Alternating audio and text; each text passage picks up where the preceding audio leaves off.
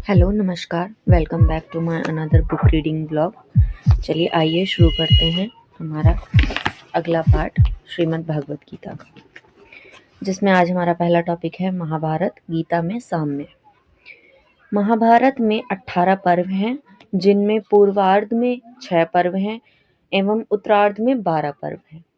इस ग्रंथ का महाभारत से बड़ा साम्य है। महाभारत में 18 पर्व हैं, वहीं गीता में 18 अध्याय हैं, जिसको 6-6 के क्रम से 3 भागों में बांटा जा सकता है। पहले 6 अध्याय कर्म योग पर आधारित हैं और 7 से 12 वे तक अध्याय भक्ति योग पर आधारित हैं और अंतिम 6 अध्याय ज्ञान की पराकाष्ठा से ओतप्रोत हैं। और इस प्रकार पूरी गीता में महाभारत से कितना साम्य दिखलाई पड़ता है।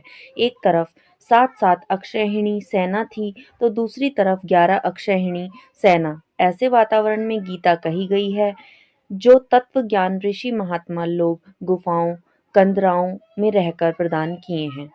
वह भी गीता के तत्व ज्ञान के सामने कुछ भी नहीं है। संपूर्ण गीता ग्रंथ अष्टादश अध्यायों में विचरित है। प्रत्येक अध्याय एक एक योग है।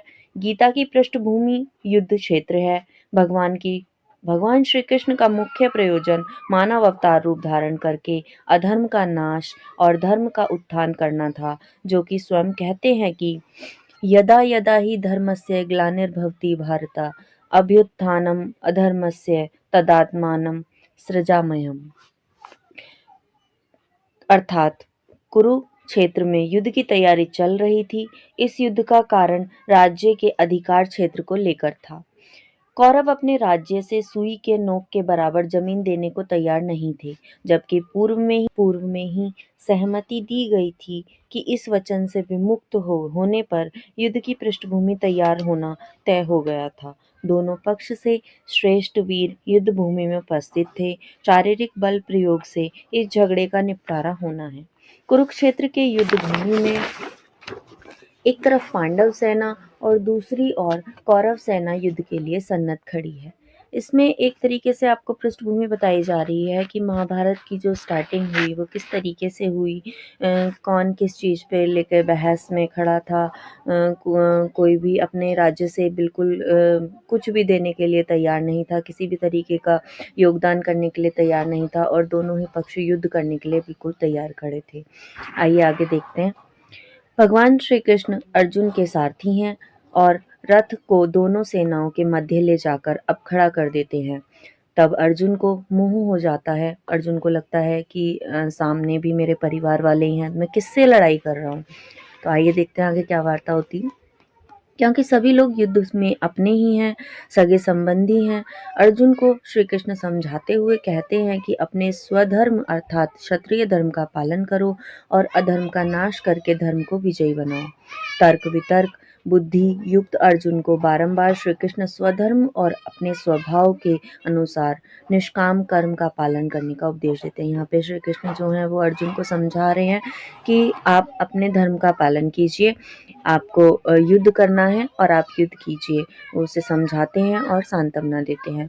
ध्यातव्य है कि गीता का उपदेश समाप्त होने पर श्री कृष्ण ने केवल यही कहा है कि यथेच्छसि तथा करो, अर्थात गीता 1863 जैसी तुम्हारी। अर्जुन ने उत्तर दिया, आपकी कृपा से मेरा मोह नष्ट हो गया है, अतः जैसा आपने कहा है वैसा ही करूँगा।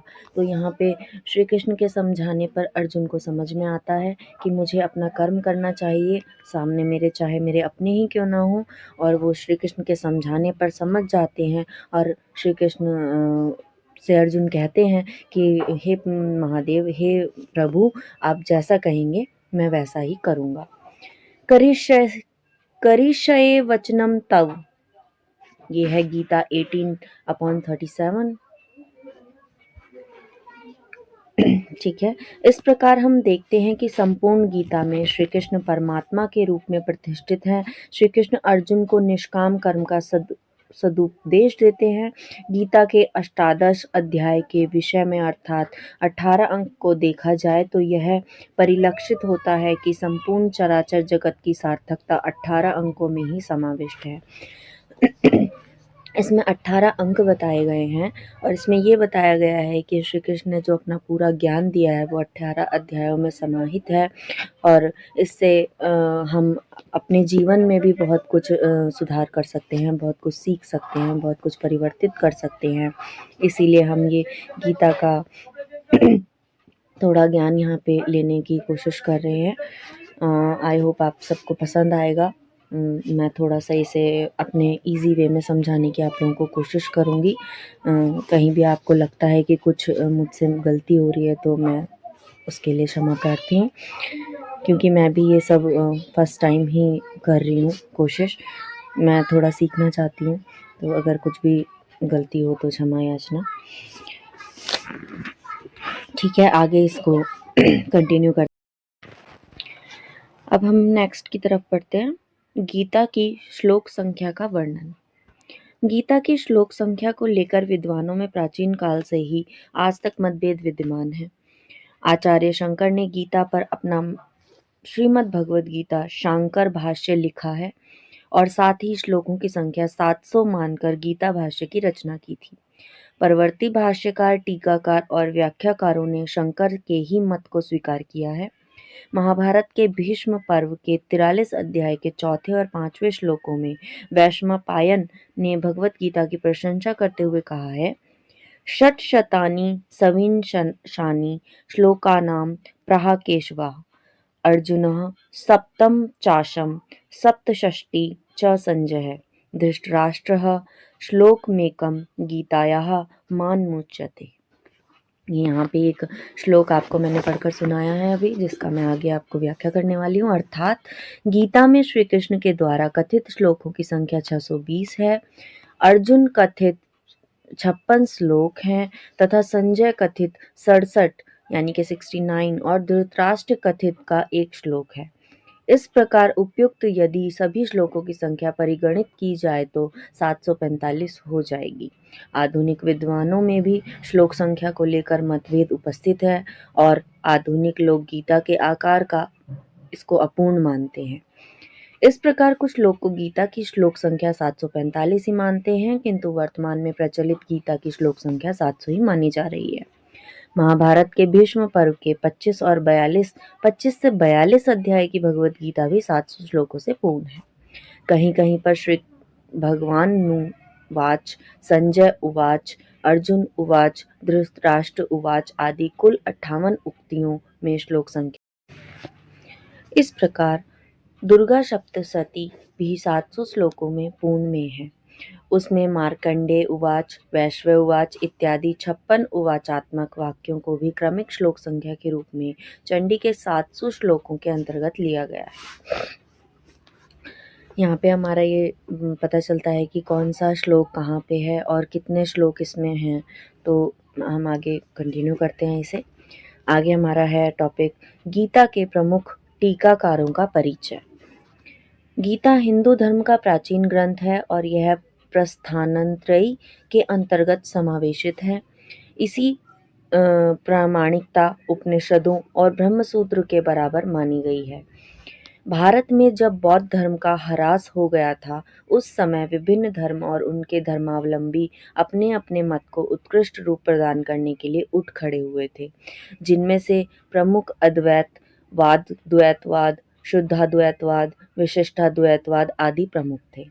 गीता की विभिन्न टीकाएं आचार्यों द्वारा एक और अपने मत के समर्थन, प्रोत्साहन और वृद्धि के लिए लिखी गई तथा दूसरी ओर दूसरे संप्रदायों के खंडन के लिए लिखी गई हैं। शंकराचार्य की टीका ईस्वी सन 788 से 820 इस समय विद्यमान टीकाओं में सबसे प्राचीन है। इससे भी पुरानी अन्य टीकाएं की जिनका नाम निर्देश शंकराचार्य ने अपनी भूमिका में किया है, परंतु वे इस समय प्राप्त नहीं होती हैं। शंकराचार्य के दृष्टिकोण का विकास आनंदगिरी ने, जो संभवतः 13वीं शताब्दी में हुए, तथा इनके बाद श्रीधर 1400 ईस्वी सन ने और मधुसूदन 16वीं शताब्दी ने इस तथा अन्य परावर्ती लेखकों ने किया। रामानुज ने 11वीं शताब्दी अपनी टीका में संसार की अवास्तविकता और के मार्ग के सिद्धांत का खंडन किया। उसमें यमुनाचार्य द्वारा अपने गीतार्थ संग्रह में प्रतिपादित व्याख्या का अनुसरण किया। रामानुज ने गीता पर अपनी टीका में एक प्रकार का वैयक्तिक रहस्यवाद विकसित किया है और ये भगवान विष्णु को ही एकमात्र सच्चा देवता स्वीकार करते हैं। यहाँ पे हमें ये सब पढ़ने के बाद बहुत सारी जानकारी प्राप्त होती है कि किसने कहाँ से कौन से श्लोक लिखे हैं, इसमें कितने श्लोकों को माना गया है। अभी तक हम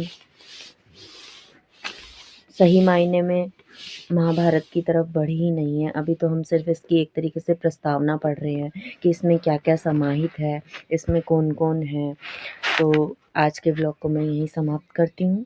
आगे का व्लॉग जानने के लिए मुझे सब्सक्राइब कीजिए और ये जितने भी मेरे व्लॉग्स आएंगे सभी बिल्कुल रॉ आएंगे, इसमें कोई एडिटिंग नहीं होगी। इसमें जो मैं छोटे छोटे वीडियोस डायरेक्ट ऐड करके डालने वाली हूँ, तो अगर कहीं कोई भी उच्चारण में मुझसे मिस्टेक हो जाए तो उसे थोड़ा सा नज़रअंदाज कीजिएगा। मैं भी सीखने की कोशिश कर रही हूँ।